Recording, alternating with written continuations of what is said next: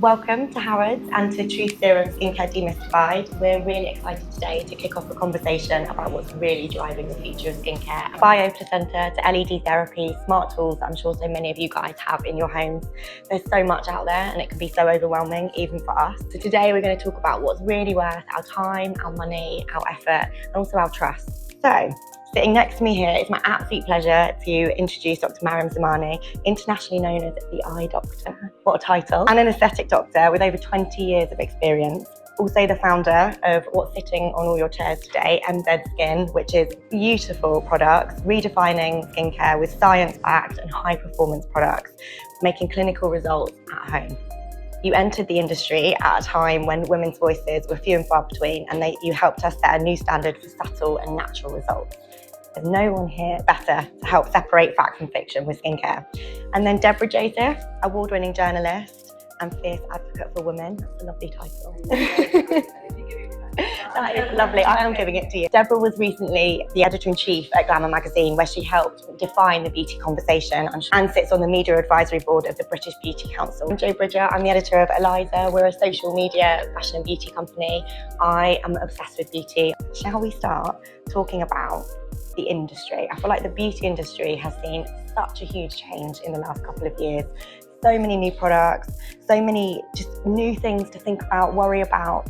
What is your take on it? What do you look for in sort of beauty and skincare these days? Mariam, let's start with you. I mean, that's a big question. Well, first of all, everybody is so much more educated. Look, all of you guys are here because you're interested.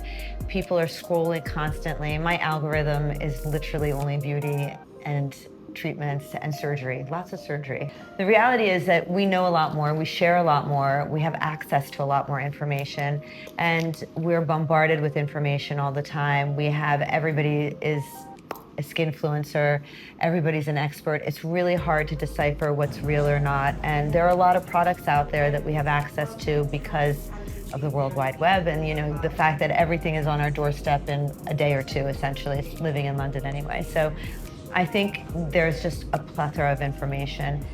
I love skincare for lots of different reasons because I think when you're looking at skincare, you have to look at it as a more holistic thing. So why are you using it? And I think there are a lot of different reasons. One, we all want to live our best and look our best for as long as possible. And I think you can only do that if you take care of yourself. And that means kind of a 360 approach. It's a lifestyle. It's about what you eat. It's about how you sleep, how you meditate. And skincare is a form of self-care. So that just means that even if it's 2 minutes every day that you're taking off your makeup or, putting nice creams on your face, you're doing something for yourself in that moment that hopefully you're not disturbed by somebody else in the room or a phone or, something on TV. Most people are not doing that while they're doing something else. And then you're putting something on your skin that's going to be impactful for the future. So I think, there's a lot of noise. I think people are more willing to change. I was thinking, I've come a long way. I haven't changed some of my makeup since I did it when I was 20, like really some of those basic things that I use, and then I find a new best thing and then I kind of stick to it. But I look at my daughter who's only 14 and she has a crazy everything. She's got so much more stuff than I do, but one day she uses this, the next day she's like, forget about that. That's old news, I'm trying something else. So I think the fact that people are a little bit more, I don't want to say finicky, but they're willing to try other things, not necessarily giving enough time to what they were trying before to see the difference. If you really want to see an improvement in your skin and you're trying a new skincare product, you really do need to try it for at least a month, usually 6 weeks, in order to see that improvement. Of course, there's some things that you put on and you see an immediate glow. It's not like makeup, you put on a new eyeliner and you can see it right there, but skincare, you have to give it a little bit of time. And Deborah, what about the industry shifting for you? What are you loving right now? I'm not loving anything specific, but I really wanted to tell you a story about how I came to love skincare in the first place. So it was about 20 years ago, and I was a younger journalist, and I was sat next to the then beauty director of Vogue magazine at a dinner, and I said to her, what am I doing here? Do I actually need this skincare? Should I bother spending? I think at the time it was something like I can't remember the brand, something come out, it was creme de la mer, it cost £70, and everyone was like, oh, should you be spending £70 on a cream? And I was like, is it worth £70 or do I just use Nivea? Like, what should I be doing here? And she went like this to me. She showed me both of her hands like that. And this hand, honestly, was 15 years younger than this hand. It was clear, it wasn't wrinkled. This hand was wrinkled, it had age spots on it. I think she was in her 40s at the time. And she was like, this is why I think that skincare works. This hand, which was much younger and not wrinkled and no age spots, every day when you're a journalist, you get some beauty products and you open it. And the first thing she did was test it on her hand.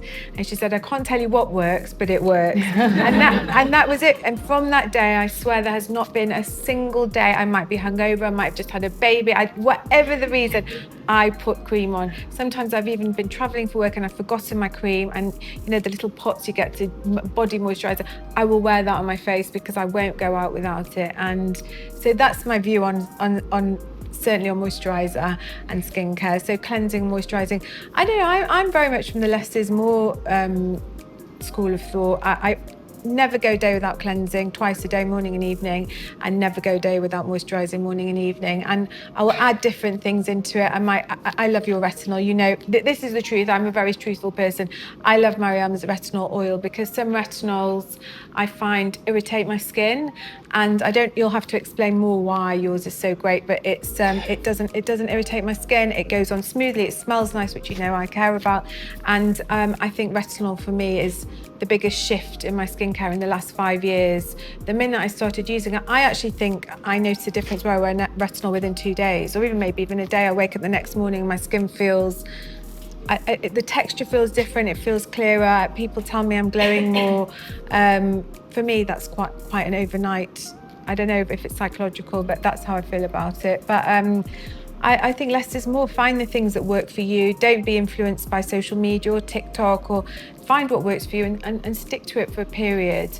I think that I tend to stick to one thing for 6 months and then maybe change it because your skin gets used to it, and then maybe go back to it again in the future. But that's basically my relationship with skincare. Actually, I think I'm going to add to that. So I think that's actually really important, is that everybody knows their skin. All of us here know what our skin is. And sometimes you need a little bit more of something, and sometimes you need a little bit more of something else.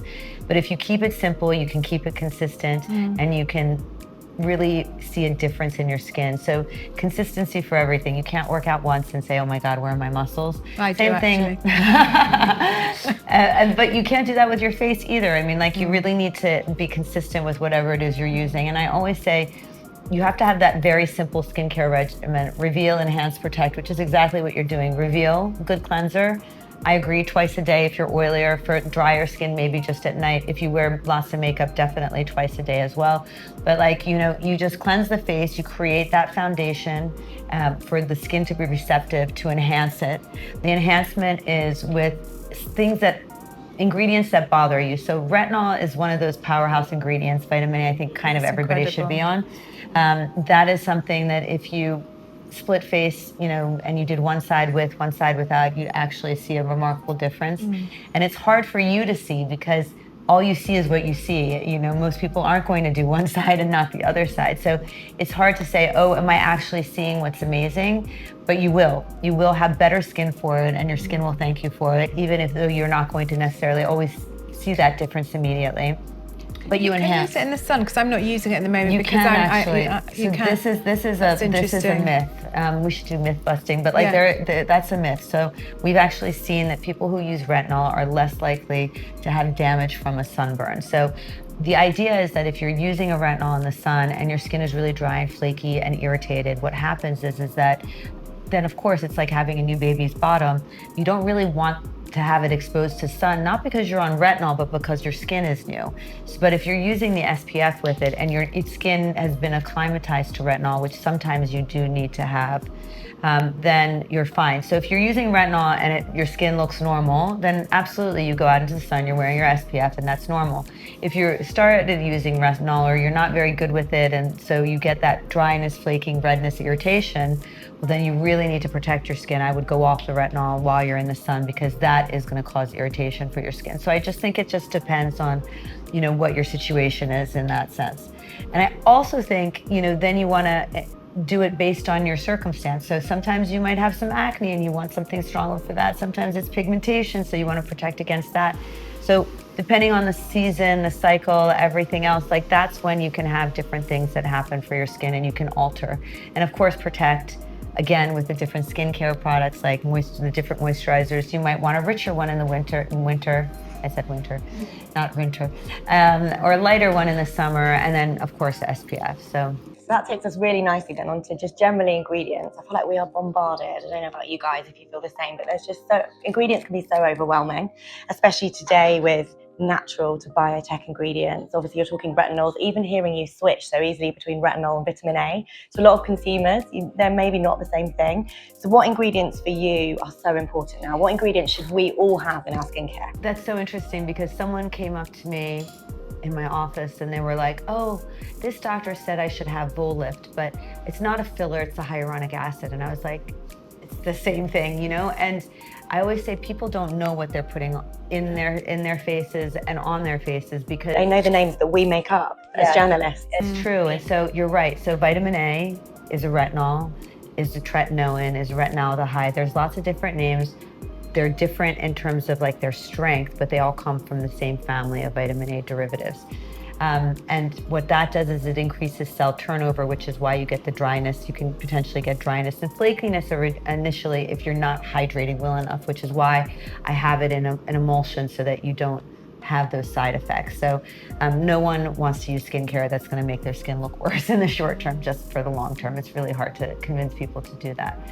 But for me, I think the future is regenerative. And I think it's all about getting your skin to work better for you and to giving the building blocks to make better skin. And so for me, that's the peptides, that's the bioplacenta, you know, those are the growth factors, it's the antioxidants, it's all the things that are gonna protect the skin and also to give you the building blocks to create new skin. So just like you wanna fuel your body from the inside to have good skin, you're gonna fuel it on the outside as well with the skin. And what about safety with some of these lab-grown things? Where do you stand on the safety? So you're not injecting it. So the thing is like, you have to look at the clinical trials and people lie a lot. I won't lie. Like that's a big thing in the industry. So, you know, I've seen people say, well, improve wrinkles by 400%. Well, you know what?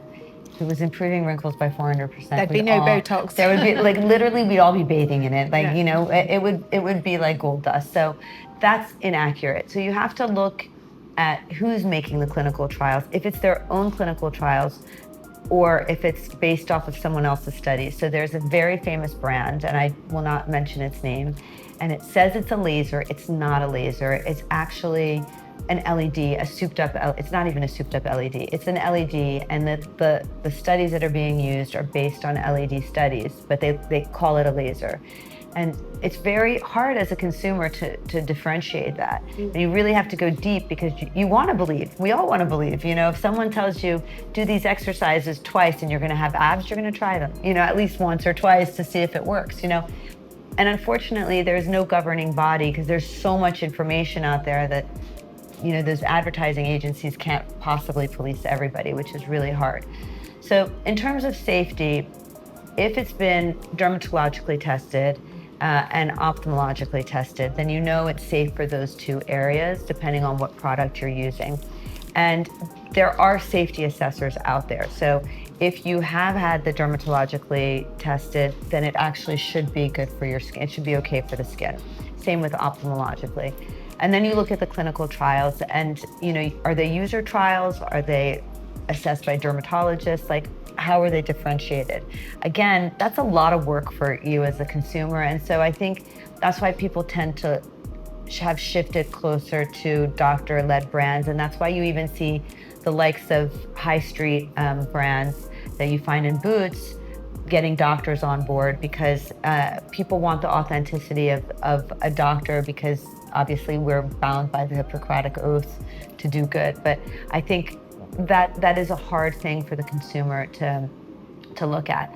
What I would say is that you know, you have to look and see what the clinical trials are and if it's based on the product or if it's based on ingredients, and they do need to differentiate that on the packaging. So for instance, my clinical trials are for my proprietary formulation, not because I have, for instance, a retinol in there or a vitamin C or this ingredient. It's the whole thing together. I know does this because I've tested it like that.